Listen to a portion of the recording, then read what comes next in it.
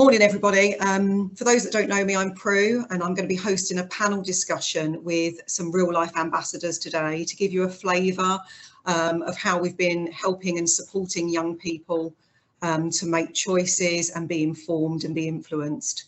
A bit about me: I've worked in FE for over 15 years.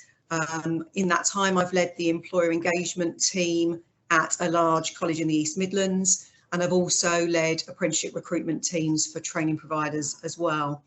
In 2015, I moved over to specialise in early careers, really targeting employer clients and FE clients on candidate attraction campaigns. My role now encompasses working with youth partners to make sure that we've got a very diverse and inclusive candidate database. So our session today is going to be a panel discussion with Ella, Jamie and Maia, who are real life ambassadors for Not Going to Uni. And we're going to be asking some questions to find out how they think we've supported young people to learn more about the pathways after college and those that are exploring alternatives to university. So for those of you that have heard of Not Going to Uni, I probably don't need to do too much explaining, but those that haven't, the purpose of Not Going to Uni, our whole site exists to guide young people who are considering their options, alternatives to university. We've got a real emphasis on young people within the business. Our MD is only 22, so he can relate really well to young people, and that really is our focus across the business. Alongside the Not Going to Uni website, we've got an offering which is Not Going to Uni Group, which specifically helps employers, colleges and training providers to get their messaging in front of school leavers. Emphasis there on branding, content, social media, and we'll find out a bit more from the ambassadors shortly on their activity on social media.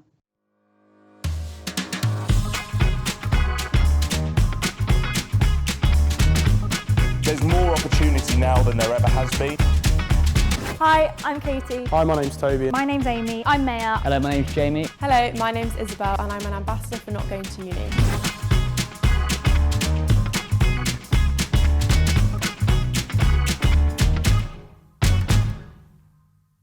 On the panel with me today, we've got Ella, Maia and Jamie. So Ella, if you wouldn't mind just kicking us off. Yeah, sure. Hello, I'm Ella and I'm doing a level 3 apprenticeship. I'm working at an investment bank.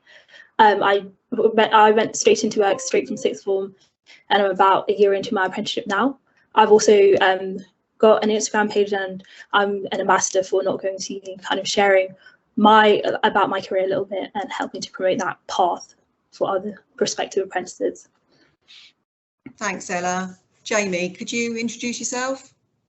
Hello, I'm Jamie. I'm a level 6 degree apprentice doing civil engineering and environmental management. So I've been in my industry for, I believe it's 6 years now actually, working on transportation and different highways ones. As well as that, I do STEM program in my work and also promote Not Going to Uni as an ambassador. And finally, last but not least, Maia. Hi, my name's Maia. I'm a level 7 solicitor apprentice. Of course, I'm Not Going to Uni ambassador. I currently work within an international law firm and I have done so for about 4 years now. I qualify in 2024 and I also run a little Instagram called My Legal Career, basically just promoting apprenticeship awareness.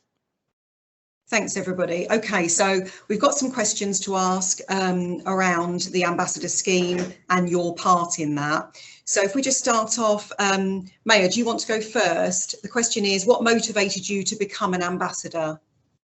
Sure, I think especially, when I was applying for apprenticeships 4 years ago now, back in 2017, there's absolutely no information out there in terms of professional apprenticeships. I personally, and I found the case, it's been the case with a lot of peers.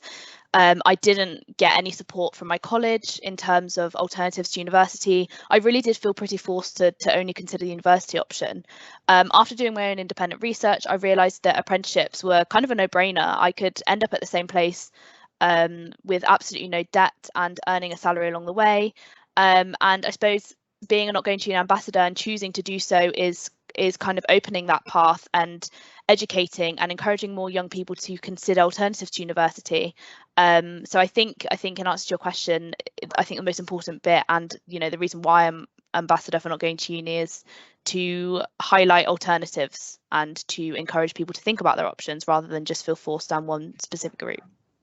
Absolutely, thank you. Ella? Yeah, I'd say the same as Maia, really. I'd also add that I think for me, it would have been great whilst I was looking for apprenticeships to have someone who's kind of in the position I was aspiring to be in, someone kind of more relatable, someone who was a current apprentice, to be able to share their career journey. So for me, it's just kind of about providing that and being able to share from my experience as someone who knows and is literally an apprentice, sharing my route with others who want to be as well.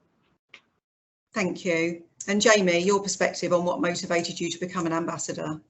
I think the main one for me is because I'm in design, there's a lot of emphasis, as Maia's saying, in law as well, where you're very forced into going into the university, getting the qualification and going into the workplace, but having a possibility to open up to other people saying, actually, no, there is alternatives. So on our team, we've also got architect apprentices, software developers, and these are all stuff that are very stereotypical of going into university, but actually there is an alternative.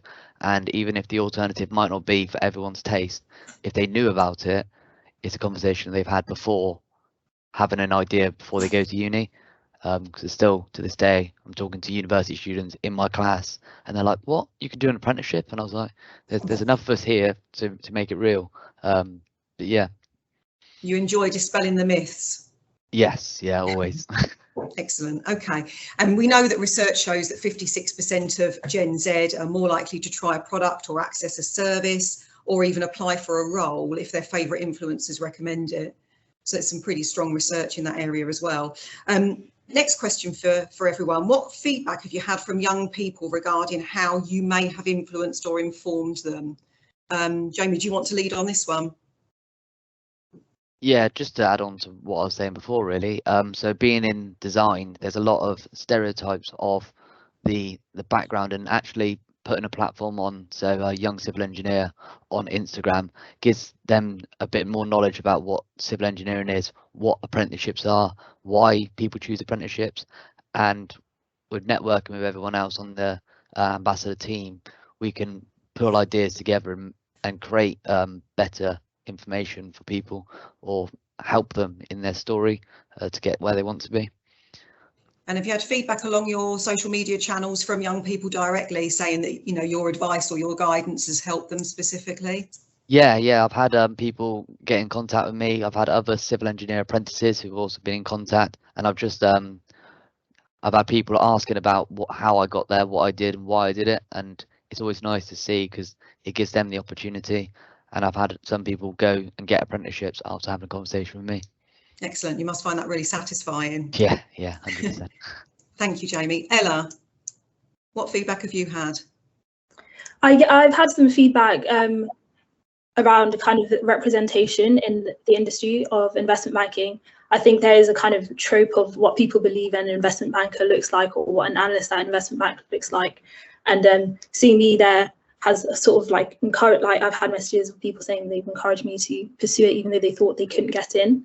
Another thing I like to do on my pages is kind of share free resources on like CV templates and cover letters that I've sent in, because I think well, certainly in my school experience, there just wasn't a lot of support around that.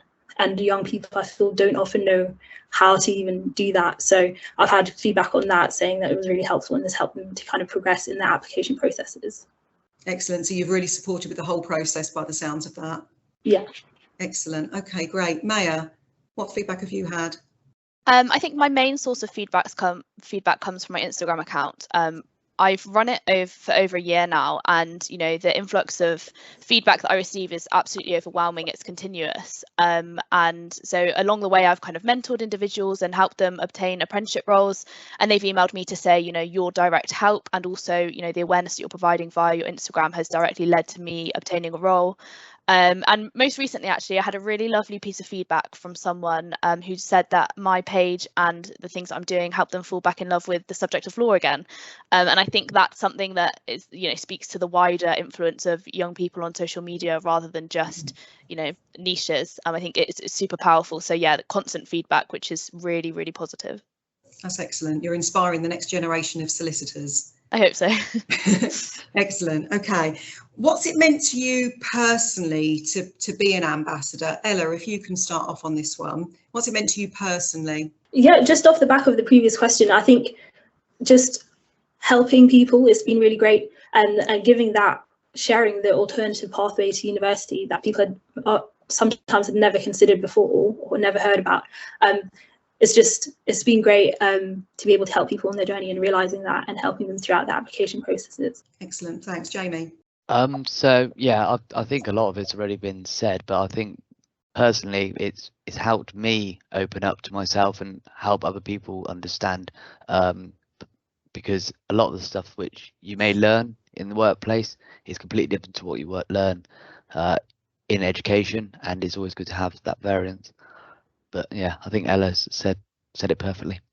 Excellent. Maia, just to finish off on that one. Sure. I think for me personally, and for selfish reasons, the benefits that being an Not Going to Uni ambassador has given me is, the fact that, as you can imagine, probably apprentices can sometimes feel quite isolated. I especially did, and I have done up until this moment, really. There's a very small minority of us who go into the workplace at an early age of 18, and sometimes we struggle to fit in because, typically if you think of the typical lawyer, you can imagine that a young female at the age of 18 probably doesn't really fit into that very well. And so I struggled making friends, and I think being Not Going to Uni ambassador has completely changed that. It's allowed me to network with and connect with other people in my position who also faced the same struggles that I did in terms of entering the workplace at an early age, who've also developed at the same time as me as well. I think that's something that a lot of apprentices struggle to relate to with university students that they have as friends. We're essentially forced into the real world straight away and forced to mature very early on. So for me personally, it's connecting with other people in the same position. Excellent. That leads us on probably to our final question then, which is around information or guidance that may have been useful to you when you were considering pathways after college. What do you wish you'd been told at the time, or guidance given at the time? Jamie, do you want to lead on that one? Yeah, I think the main one is the possibilities of people being able to have all this information, and with Not Going to Uni and with our ambassador scheme, we are able to promote not just the company, but promote all different types of ones. So I think by having a team such as Not Going to Uni, they've got so much support, so much background, so much knowledge, and it's just giving it out there and making sure. So I think if I went back 6 years and I was in the position where I am, and knowing what I know now, I would throw a lot more information to people saying, this is a good idea, this is something that worked well, because every company is different, every kind of role is different, but there's a lot of background which is all the same. So yeah, I think with Not Going to Uni, when they need someone in design, they can come to me. They need someone in law, someone in software, in any area. They've got an ambassador group who is so spread out that we can help in any way. Yeah, we've got lots of ambassadors in different industries, haven't we, representatives? So that's great. That's a really good point. Thank you. Ella, what do you think might have been useful for you when you were exploring your pathways after college? I think what would have been useful is kind of finding out more about sort of the nitty-gritty of what it is to work in the workplace. I think for me now, what I can see a lot of ambassadors sharing online is things like days in the life and information around what it's really like to be an apprentice and what it's like working with all these professionals in the field. And that would have been really useful to me, because I think that's something that I would have wanted to know, just so I could kind of have more information around what I was stepping into. Yeah, it's a bit overwhelming, isn't it, when you first start out and you don't know how to behave. It's that type of information that would have been useful by the sounds of it. Yeah, for sure. Excellent. Okay, Maia. I think looking back, I think I would have found two things very useful. First of all, I think the awareness about the fact that there are options other than university. As I said, I felt very suffocated at some points and very kind of forced to go or pursue a route that, my heart wasn't in it. So first of all, the awareness that you do not have to go to university and follow a traditional route. And then secondly, the support with that. I received little to absolutely no support in my applications. It was all independent research, and looking back at that, it's actually quite sad, because you compare that to the university route and practically everything's handed to you on a plate via UCAS, and the tutors around you, everything's very university application focused. And I think as well, maybe I'm biased because I've gone through the route, and obviously I'm an ambassador for apprenticeships, but apprenticeship applications are arguably so much more hard, or a lot harder than university applications. As I said, there's a whole UCAS route path set out for you, and you're also given the support within your college, sixth form, school. Apprenticeship applications, I found, and a lot of other people have found, you have to go through that alone. And yeah, it was very scary, very tough time. So I think I would have appreciated the awareness and the support through the application. Excellent. Thanks everyone for your really valuable contributions. That's been really useful, and hopefully the audience have found some interesting points in everything that you've said to us today. Thank you for that. Okay, so just to conclude then, we've set up a new LinkedIn group, which is the Apprenticeship Recruitment Network, which is a supportive network for training providers and colleges. We've got some early careers professionals that have joined us as well from some really bright brands, employer brands. So we're just sharing some content there. If you'd like to join us, which we'd love you to, if you email me to join, and I can accept your invitation that end. If you've got any questions, my email address is on here, prue@notgoingtouni.co.uk. Any questions, then just get in touch with me. Amazing. Thank you so much, Prue, and thank you to all the apprentices as well. It's great to hear your stories. So yeah, if you've got any questions for Prue, please feel free to switch on your video and mic and ask a question or put it in the chat. So in terms of, I know that Maia sort of talked about Instagram in particular. So would you say, in your experience, is there a particular social media platform that is the most popular one for engagement in terms of the student community for ships? I think the two main ones, Instagram and TikTok. I think TikTok, especially now with the demographic that we're looking at, is particularly prominent. I think the wonderful thing with TikTok is that it pushes your videos to wider audiences, which then I suppose you can use to gather the audience that you require. And then Instagram is more for the informative posts and the engagement, because I think the engagement is a lot better on Instagram. You know, you've got the polls and questions and quizzes and DMs, whereas TikTok doesn't really have that. So I think again, it's twofold. TikTok in order for the reach and the exposure, and then the Instagram for actual providing value. Great, thank you. And Yvette's got a hand up from Trafford. Hi everybody, hi. I've not got a question, I've just got an observation really. It was just, you know, how articulate the apprentices were with their, answering the questions, and, it was just really nice to hear young adults, demanding the audience like they were. So well done everybody, and good luck, and it's been really good to hear all this, and it's for people who've been in the business for a long time like myself, it's very updating, and it's good to be in touch. So thank you very much, it's been very informative. Thank you. Thank you. Thanks, Yvette. Thank you. We have got a link tree with all of our ambassadors on it and what their roles are, and we can give that out as well. So if you had any students and stuff who you think that might benefit with our information or our help, we can give it. We've also got people who do podcasts, who talk to apprentices, which is, I think, Maia, going off what you were saying, is another area which people are very used to doing in our generation, I'd say, being able to listen to other people, stuff like going on YouTube and stuff like that. We're trying to find those niche, what we class as niche markets back in the day, but these are the technology first areas. But yeah, thank you, Yvette. Amazing. Thank you all, and we'll share all the details, contact details, after the event as well.